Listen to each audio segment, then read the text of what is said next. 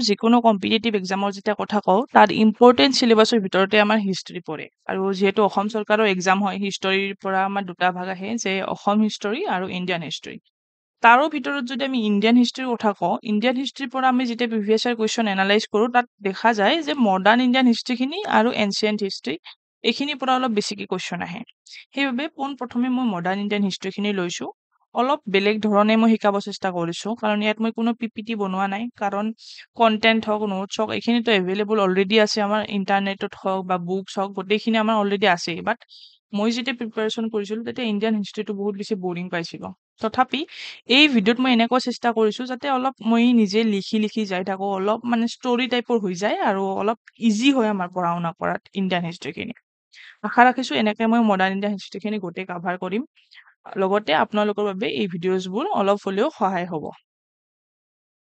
ঠিক আছে চ' modern Indian হিষ্ট্ৰীৰ ক্ষেত্ৰত আমি প্ৰথমে অতি সহজভাৱে ভাবি লওঁ ঠিক আছে ইমান কনফ্লিক্ট নকৰোঁ কেতিয়াবা হিষ্ট্ৰী বুলি শুনিলে বিশেষকৈ চাইন্স ষ্টুডেণ্টৰ কথা কওঁ যদি বহুত ডাঙৰ কিবা যেন লাগে হয়ো বাৰু বহুত চন বা কিবা কিবি নামেৰে ভৰ্তি যেন এনেকুৱা তথাপি আমি অলপ ইজি ধৰণে পঢ়িব চেষ্টা কৰিম ইয়াত ঠিক আছে মই মডাৰ্ণ হিষ্ট্ৰী লিখি ল'লোঁ ইয়াত এতিয়া আমি যেতিয়া হিষ্ট্ৰী পঢ়োঁ ইণ্ডিয়ান হিষ্ট্ৰী লিখি ল'লোঁ হিষ্ট্ৰী পঢ়োঁ আমি কি পঢ়োঁ এনচিয়েণ্ট হিষ্ট্ৰী পঢ়োঁ হয়নে তাৰপিছত আহে আমাৰ মেডিভিয়েল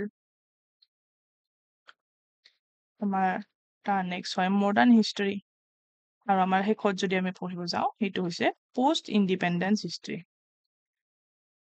এতিয়া আমি এইবোৰ সময়সীমাখিনি অলপ চাই লওঁ এনচিয়েণ্ট হিষ্ট্ৰী আমাৰ কিমান চনৰ পৰা হয় কিমান সময়ত 3 লাখ BC-ৰ পৰা আমাৰ 1200 AD-ৰ ভিতৰত আমাৰ এনচিয়েণ্ট হিষ্ট্ৰীখিনি হয় ইয়াত BC মানে হৈছে বিফৰ খ্ৰীষ্ট এৰা আৰু AD মানে হৈছে এনো ডমিনি অৰ্থাৎ এতিয়া যদি আমি 0 বুলি ধৰি লওঁ চৰি ইয়াত যদি আমি 0 বুলি ধৰি লওঁ এইটো চাইডে আমাৰ AD হৈ যাব আৰু এইফালে আমাৰ কি হৈ যাব BC হৈ যাব বিফৰ খ্ৰীষ্ট এৰা আৰু এইফালে AD মেডিভিয়েল যদি কওঁ মেডিভিয়েল হিষ্ট্ৰী কি হয় আমাৰ 1200 AD-ৰ পৰা এইফালে আমাৰ 1600 AD হয়নে মই ইয়াৰ পিপিটিটো আপোনালোকৰ টেলিগ্ৰাম গ্ৰুপত মই শ্বেয়াৰ কৰি দিম এতিয়া যদি আমি 2024 লিখোঁ এইটো BC হ'ব নে AD হ'ব AD হ'ব হয় তো এইখিনি হৈ গ'ল আমাৰ মেডিভিয়েল 1200-ৰ পৰা 1600 এইখিনি জাষ্ট ষ্টাৰ্ট কৰাৰ আগতে মই কৈ দিছোঁ এবাৰ মডাৰ্ণখিনি কিমানৰ পৰা ষ্টাৰ্ট হৈছে 1600-ৰ পৰা আমাৰ যিটো একদম একেবাৰে ষ্টাৰ্টিঙৰ যিখিনি মডাৰ্ণ পিৰিয়ড সেইখিনি আমাৰ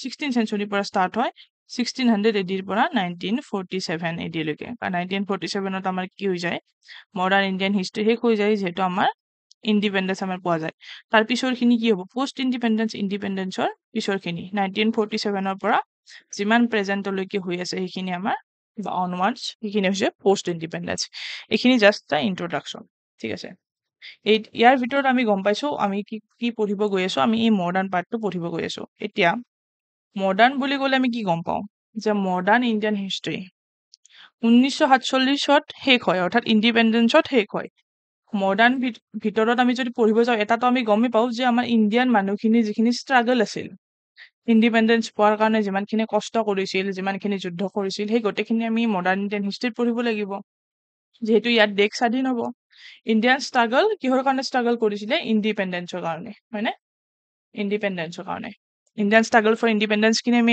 ইয়াত পঢ়িব লাগিব প্লাছ কি পঢ়িব লাগিব ইণ্ডিয়াততো অকল ব্ৰিটিছে হোৱা নাছিল আন ইউৰোপ দেশৰ পৰা বহুখিনি আমাৰ পাৱাৰ ইয়াত আহিছিল সেই পাৱাৰখিনিক কি কৰিলে ব্ৰিটিছে খেদি পেলাই ব্ৰিটিছে নিজে কি কৰিলে এক্সপাণ্ড কৰিলে হয়নে ব্ৰিটিছে নিজৰ এক্সপেনশ্যন কৰিলে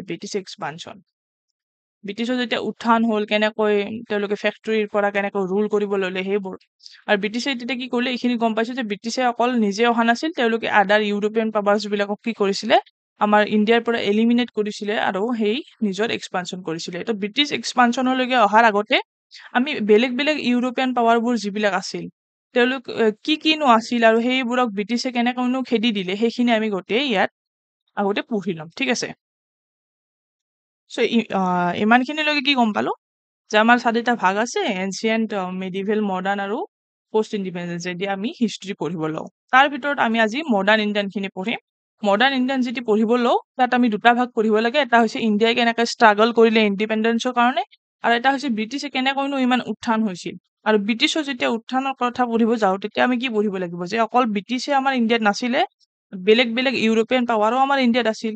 সেই ইউৰোপিয়ান পাৱাৰবোৰ কি আৰু সেই ইউৰোপিয়ান পাৱাৰবোৰক কেনেকৈনো খেদিলে ব্ৰিটিছে সেইখিনিও আমি অলপ অলপ পঢ়িব লাগিব। তো আজি আমি কি পঢ়িম যে ব্ৰিটিছটো থাকিলে তাৰ লগতে আৰু কি কি ধৰণৰ ইউৰোপিয়ান পাৱাৰ আমাৰ ইণ্ডিয়াত আছিলে সেইখিনি আমি পঢ়িম, ঠিক আছে। চ' বেলেগ বেলেগ যদি ইউৰোপিয়ান পাৱাৰবোৰৰ কথা কওঁ যিখিনি উত্থান হৈছিলে আমাৰ ইয়াতে কি কি আছিলে সেইটো চাওঁ। প্ৰথমে আছিলে আমাৰ পৰ্তুগীজসকল কিমান চনত আহিছিলে 1498 চনত। এতিয়া ইমান গুৰুত্ব নিদিব, চনখিনি পিছত নিজে নিজে মনত ৰাখিব। এটা ক্ৰনলজিকেলি আমি বুজি আহি থাকো। পৰ্তুগীজসকল আহিছিলে 1498 ঠিক আছে। তাৰপিছত ডাচসকল আহিছিলে 1602। তাৰপিছত আহিলে ব্ৰিটিছ আৰু ডাচ প্ৰায় একে। 1609 ব্ৰিটিছ আহিছে। তাৰপিছত আহিছে ডেনছসকল আহিছে ডেনমাৰ্কৰ পৰা, তেওঁলোক আহিছে 1616। আৰু তাৰপিছত আহিছে আমাৰ ফ্ৰেঞ্চ আহিছে 1664। ফ্ৰেঞ্চ এইকেইটা হৈছে আমাৰ ইউৰোপিয়ান পাৱাৰ্ছ। আদাৰ ইউৰোপত এই ইউৰোপীয়ৰ পৰা যিমানখিনি আমাৰ ইণ্ডিয়াত আহিছিলে পৰ্তুগীজ, ডাচ, ব্ৰিটিছ, ডেনছ আৰু ফ্ৰেঞ্চ। ক্ৰনলজিকেলি মই দি দিছো কোনসকল আগতে আহিছে। এতিয়া এটা এটাকে আমি ল'ম। যিমানখিনি এক্সামত আমাৰ কুৱেশ্যন অলৰেডি আহিছে এইবোৰৰ পৰা, সেনেকুৱা ধৰণৰ টপিকখিনি আমি কাভাৰ কৰিম এতিয়া। পৰ্তুগীজৰ পৰা আমি যিমানখিনি পঢ়িব লাগে, ঠিক আছে। ইমানখিনিলৈকে সকলোৰে ক্লিয়াৰ আছে আই হোপ, ঠিক আছে। চ' এতিয়া লৈ ললো আমি কি পৰ্তুগীজ।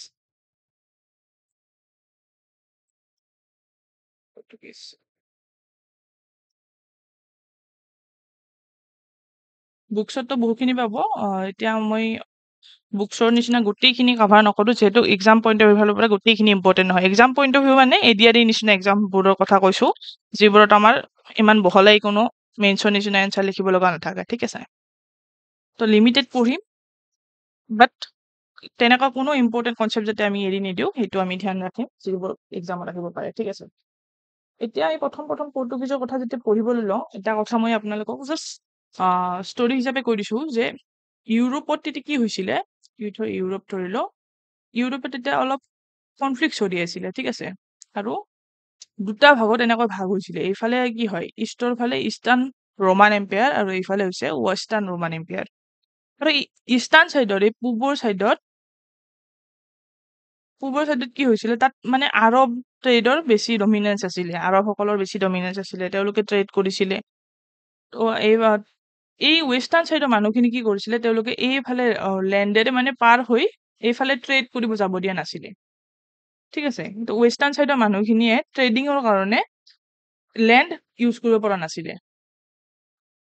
তেতিয়া কি কৰিলে, এই ৱেষ্টাৰ্ণ চাইডৰ মানুহখিনি যিটো ৰজা আছিলে প্ৰিন্স হেনৰি বুলি, প্ৰিন্স হেনৰিয়ে ক'লে যে আমি কি কৰিম, এতিয়া নদী আছে, এটা পানী আছে, সাগৰ আছে, আমি সাগৰেৰে পাৰ হৈ গৈ আমি ইণ্ডিয়াৰ লগত কি কৰিম, ট্ৰেডিং কৰিম, ঠিক আছে। অৰ্থাৎ চি ৰুটটো আমি বিচাৰি উলিয়াম। এতিয়া চিটো এতিয়াহে বহুত ফেচিলিটি আছে, তেতিয়াতো একো নাছিলে, তেওঁলোকে নিজে যাই ডিস্কভাৰী কৰিছিলে। তো এই ৱেষ্টাৰ্ণ চাইডত যেতিয়া প্ৰিন্স হেনৰিয়ে ক'লে আমি চি ৰুট বিচাৰি উলিয়াম, তেতিয়া সেই মৰ্মে কি কৰিছিলে, 1487ত বাৰ্থলোমো ডিয়াজ, অলপ প্ৰনাউন্সিয়েচনটো মাফ কৰিব। বাৰ্থলোমো ডিয়াজে কি কৰিলে, এইখিনি মান আহি পালে, ঠিক আছে, এইটো পইণ্ট আহি পালে ধৰক, সেইখিনি কয় কেপ অফ গুড হোপ বুলি। এইটো মনত ৰাখিব, ইম্পৰ্টেণ্ট হয়। হু ডিস্কভাৰ্ড বা who reach cape of good hope first, এইটো এনচাৰ হ'ব বাৰ্থলোমো ডিয়াজ। আৰু কিমান চনত, 1487ত তেওঁ এইখিনিলৈকে আহি পালে। বাট ইণ্ডিয়াত এতিয়ালৈকে আহি পোৱা নাই। ইণ্ডিয়া আমি গম পাওঁ কোনে ডিস্কভাৰী কৰিছিলে, 1498ত 11 বছৰ পাছত আমি গম পাওঁ, যিটো আমাৰ এক্সামতো আহি থাকে, ভাস্কো দা গামা আহি পালে, হি ৰিচ কালিকাট আহি পালে, অৰ্থাৎ ইউৰোপৰ পৰা ডাইৰেক্ট কালিকাট আহি পালে, কালিকাট ইণ্ডিয়া। আৰু এইখিনিৰ পৰা আৰু যাই এই কালিকাট ইণ্ডিয়াত ভাস্কো দা গামা ৰিচ কৰিলে। অৰ্থাৎ এই ৱেষ্টাৰ্ণ ফালৰ যিখিনি আছিলে তেওঁলোকে ইণ্ডিয়া আহি পালে থ্ৰু চি ৰুট, কাৰণ লেণ্ডেডটো সিহঁতক আহিব দিয়াই নাছিলে, যিহেতু ইয়াত কি কৰিলে আৰব ট্ৰেডসকলে ডমিনেট কৰি আছিলে। চ' এইখিনি বুজি পালো যে যিহেতু তেওঁলোকে চি ৰুট বিচাৰি আছিলে, সাগৰেদি ৰাস্তা এটা বিচাৰি আছিলে, ত' 1487ত বাৰ্থলমু ডিয়াজে কেপ অফ গুড হোপটো আহি পাইছিলে, আৰু 1498ত ভাস্কো দা গামাই কি কৰিলে কলিকাতা আহি পালে ইণ্ডিয়া। ঠিক আছে। এতিয়া তেওঁলোকে পৰ্তুগীজসকলে মেইনলি কি কৰিছিলে, তেওঁলোকে স্পাইচ মছলা সেইটো ট্ৰেডিং কৰিছিলে। ঠিক আছে, ইমানখিনি মনত ৰাখিবলৈ কথা নাই। তাৰপিছত তেওঁলোকৰ গভৰ্ণৰ আহিল, ফাৰ্ষ্ট গভৰ্ণৰ আহিলে তেওঁলোকৰ, ফাৰ্ষ্ট গভৰ্ণৰ পৰ্তুগীজসকলৰ বা আমাৰ প্ৰথম ইণ্ডিয়াত যেতিয়া গভৰ্ণৰ আন দেশৰ পৰা আহিলে, সেইটো এওঁৱে আছিলে ফ্ৰেন্সিস্কো ডি আলমিৰা। আলমিৰা বুলি মনত ৰাখিলে হ'ল।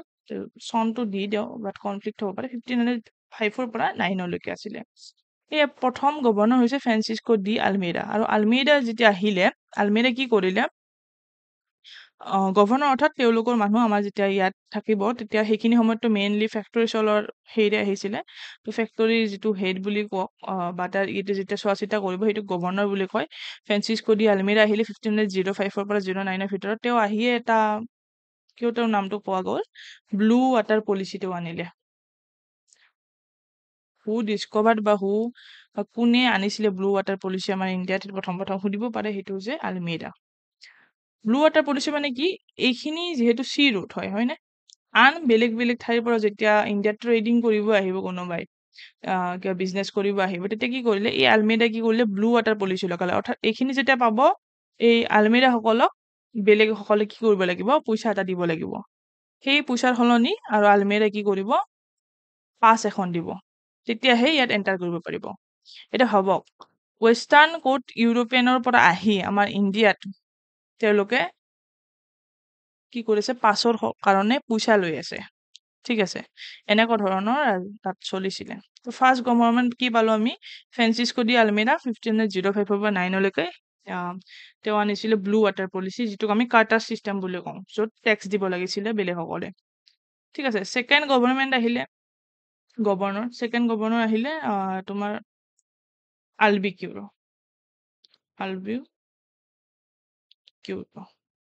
আলবিকিউৰো কি কৰিলে, 9লৈকে আছিলে, ত' 1509ৰ পৰা 15লৈকে আছিলে আলবিকিউৰো। ঠিক আছে, আলবিকিউৰো আছিলে, তেওঁ কেপচাৰ কৰিছিলে গোৱা।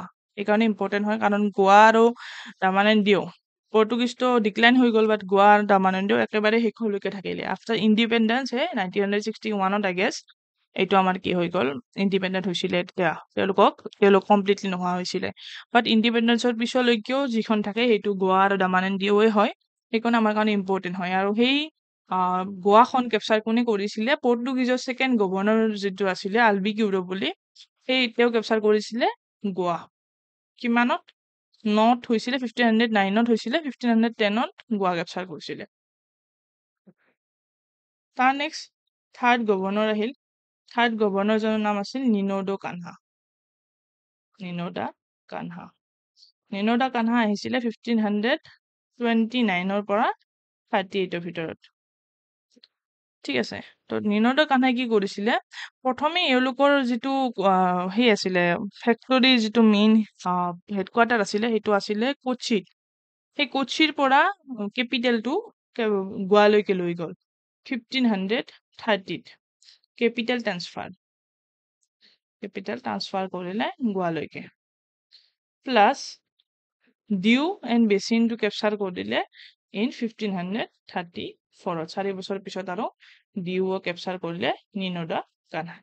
ঠিক আছে, চ' এবাৰ আকৌ ৰিভিজন কৰাই দিছো, কি হয়, পৰ্তুগীজসকল আহিছিলে 1498ত বুলি কৈছো মই। অৰ্থাৎ তেওঁলোকে ট্ৰাই কৰি আছিলে আগৰে পৰা। 1487ত বাৰ্থলমু ডিয়াজ নামেৰ তেওঁ মানুহজনে কি কৰিলে, কেপ অফ গুড হোপলৈকে আহি পাইছিলে। তাৰপিছত 1498ত ভাস্কো দা গামাই ছেম ৰুট লৈ আকৌ অলপ আগুৱাই আহি কলিকাত ইণ্ডিয়া আহি পালে 1498ত। এতিয়া তেওঁলোকৰ গভৰ্ণৰ অহা ষ্টাৰ্ট হ'ল। ফ্ৰেন্সিস্কো ডি আলমিৰা আহিল প্ৰথম, এইটো ফাৰ্ষ্ট গভৰ্ণৰ আছিলে 1505ৰ পৰা 9লৈকে, য'ত তেওঁ ইন্ট্ৰডিউচ কৰিছিলে ব্লু ৱাটাৰ পলিচি, অৰ্থাৎ কাৰ্টাৰ চিষ্টেম, য'ত টেক্স লৈছিলে তাৰ সলনি পাছ দিছিলে।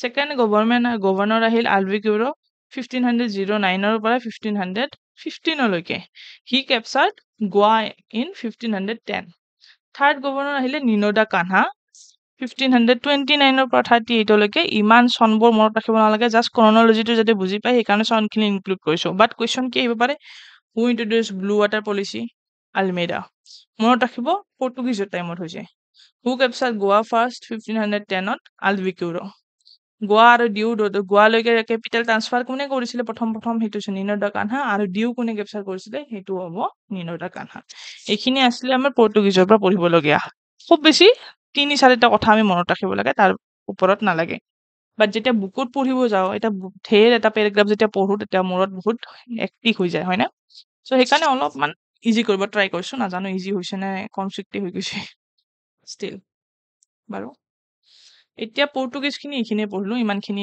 ইয়াৰ বাহিৰে আই থিংক পৰ্তুগীজৰ পৰা কুৱেশ্যন আহিবলগীয়া নাই নেক্সট আমি কি পাইছিলো পৰ্তুগীজৰ পিছত ডাটছ এতিয়া ডাটছটোলৈকে আহো ঠিক আছে চ' ডাটছসকল মই কৈছো ডাটছসকল আহিছিলে 1602 এতিয়া ডাটছৰ কথা যেতিয়া ক'বলৈ যাওঁ ডাটছসকলৰ বেছি লেনা দেনা নাছিলে এইফালে ইণ্ডোনেছিয়া আৰু এইটো চাইডত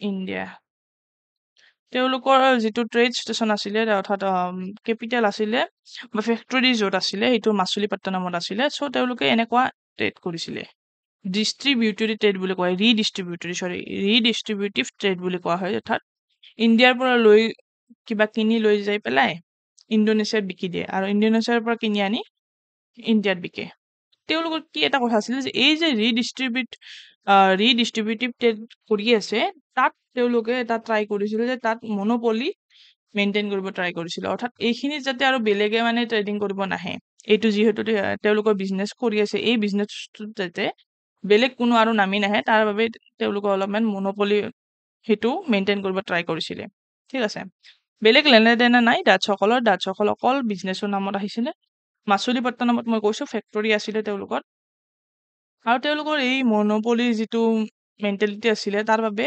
ব্ৰিটিছসকলৰ লগত দুটা কাজিয়া লাগিছিলে ঠিক আছে ব্ৰিটিছসকলৰ লগত দুটা ৱাৰ হৈছিলে সেই দুটা ৱাৰ মনত ৰাখিব লগা কথা ডাটছৰ ভিতৰত তাৰ বাহিৰে আমি বেলেগ পঢ়িবলগীয়া দৰকাৰ নাই চ' সেই বেটেল দুটাৰ কথা কওঁ বেটেল অফ অম্বয়া এটা হ'ল বেটেল অফ অম্বয়া যিটো হৈছিলে 1623 অৰ্থাৎ টুত আহিছিলে তো 21 বছৰ পিছত আৰু কাজিয়াখন লাগিলে বেটেল অফ অম্বয়াত কি হয় অম্বয়াখন হৈছে ইণ্ডোনেছিয়াত তো ইণ্ডোনেছিয়াত এতিয়া ব্ৰিটিছতো কাৰ বেছি হ'ব তেওঁলোকৰ কাৰ বেছি পাৱাৰ থাকিব অবভিয়াছলি আমাৰ ডাটছৰ বেছি পাৱাৰ থাকিব কাৰণ অলৰেডি তেওঁলোকে ইয়াত কি ট্ৰেডিং কৰি আছে ইণ্ডোনেছিয়া আৰু ইণ্ডিয়াৰ মাজত তো ইণ্ডোনেছিয়াত অলপ ডাটছৰ মানে সেইটো বেছি আছিলে জোৰটো বেছি আছিলে তো অম্বয়া যিহেতু ইণ্ডোনেছিয়াৰ সেই হয় তো বেটেল অফ অম্বয়াত কি হয় ডাটছসকল জিতি যায় ঠিক আছে ডাটছসকল কি কৰিছিলে জিতি যায় মানে তেওঁলোকে ডাটছৰে 10জন ব্ৰিটিছৰ মানুহক কি কৰিছিলে বহুত এগ্ৰেছিভলি মাৰিছিলে তেতিয়া ঠিক আছে সেইটো আছিলে বেটেল অফ অম্বয়া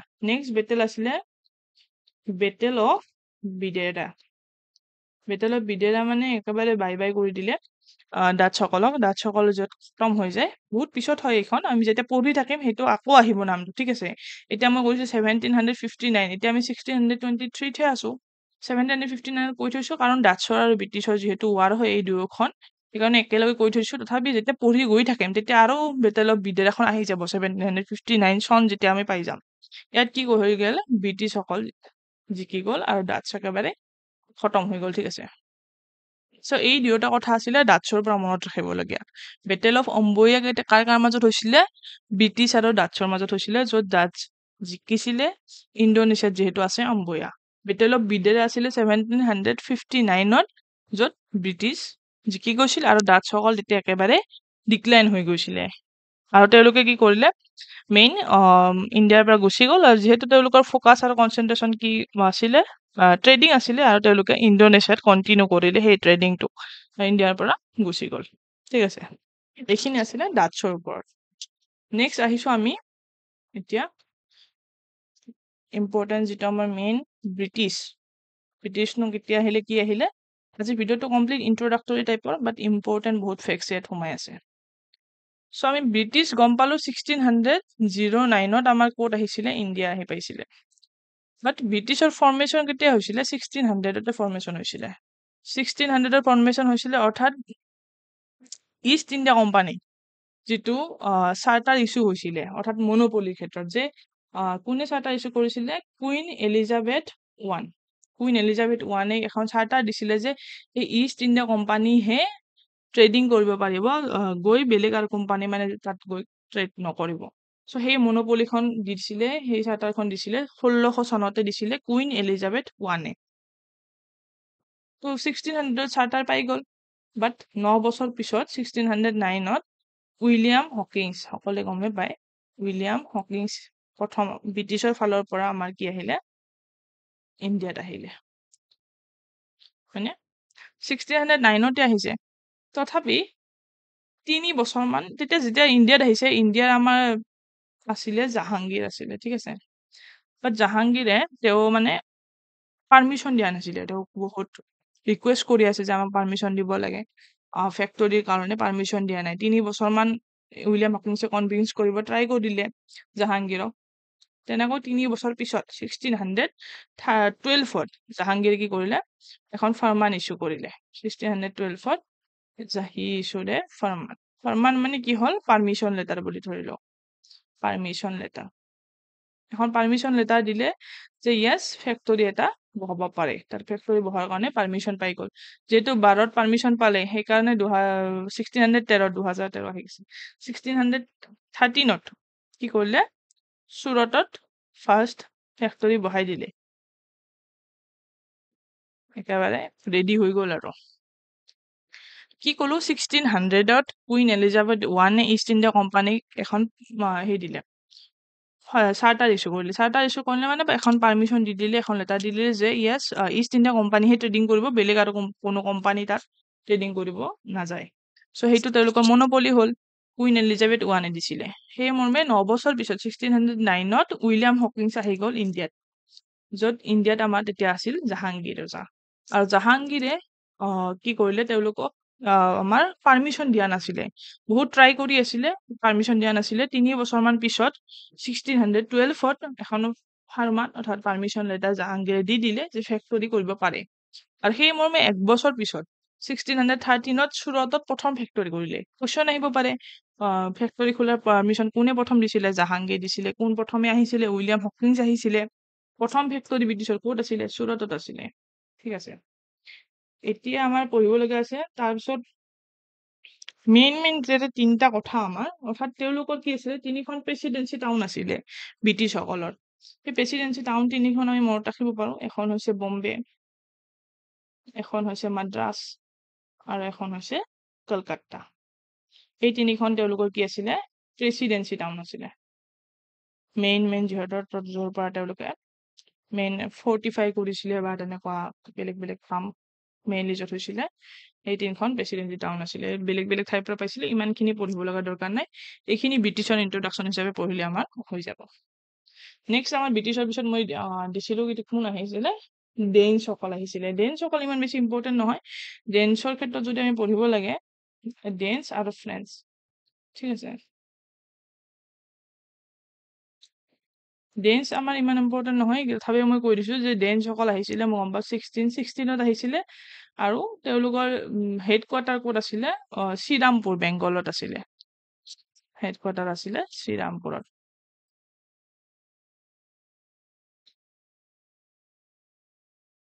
বাই 1845 তেওঁলোক প্ৰায় নোহোৱাই হৈ গ'ল 1845ত গোটেইখিনি বিকি দিব লগা হ'ল ইমান বেছি ইম্পৰ্টেণ্ট বেটেল যিহেতু নাই ইয়াত তো মই ইনক্লুড কৰা নাই মিছাকে নোটছ ডাঙৰ কৰি লাভ নাই হয়নে ফ্ৰেঞ্চ প্ৰথম আহিছিল 1664ত তেওঁলোকৰ মেইন কোলবাৰ্ট আহিছিলে কোলবাৰ্টৰ কি কৰিলে French east India company form কৰিছিলে প্ৰথম তেওঁলোকৰ ফেক্টৰীটো ফাৰ্ষ্ট তেওঁলোকৰ ফেক্টৰীটো ফ্ৰেঞ্চসকলৰ ক'ত আছিলে চুৰততে আছিলে ব্ৰিটিছৰ ফাৰ্ষ্ট ফেক্টৰী চুৰতত আছিলে 1668ত 4 বছৰ পিছত চুৰতত ফেক্টৰী খুলিছিলে ফ্ৰেঞ্চসকলৰ যিটো মেইন ঠাই আছিলে সেইটো হৈছিলে পণ্ডিচেৰী আছিলে তেওঁলোকে পণ্ডিচেৰী ফাউণ্ড কৰিছিলে ইন 1673 আৰু তাতে first governor Pondicherry first governor হৈছিলে মাৰ্টিন এতিয়া ফ্ৰেঞ্চখিনি একো বেছিকে কোৱা নাই, ফ্ৰেঞ্চ ইম্পৰ্টেণ্ট হয়। ফ্ৰেঞ্চ আৰু ব্ৰিটিছৰ যেতিয়া যুদ্ধ হ'ব সেই গোটেইখিনি আমি অলপ অলপ ডিটেইলতে পঢ়িব লাগিব।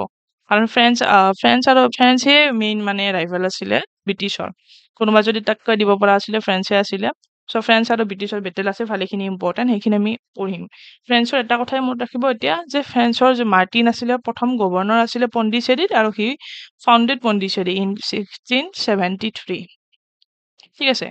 চ' এইখিনি আমাৰ ইন্ট্ৰডাকশ্যন হিচাপে ভিডিঅ'টোত ইনাফ হ'ব আই গেছ, কাৰণ বেছিয়ে ক'লে কি হৈ যায়, পাজল হৈ যাব পাৰে। এতিয়া আমি ইন্ট্ৰডাকশ্যন আজি কি পালো যে আমাৰ 4টা আমি পঢ়িব লাগে, তাৰ ভিতৰত আমি মডাৰ্ণ ইণ্ডিয়ান হিষ্ট্ৰী আজি পঢ়িম বুলি ক'লো, আৰম্ভ কৰিছো এতিয়া।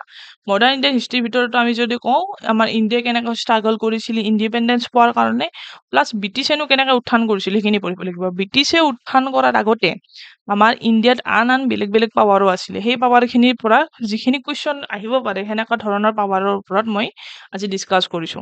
ইয়াৰ নেক্সট আমি ব্ৰিটিছৰ লগত হোৱা কাজিয়াবোৰ চাম, ফ্ৰেঞ্চৰ বিশেষকৈ চাম, বাকীখিনিতো চাই গ'লো, হৈ গ'ল এইখিনি।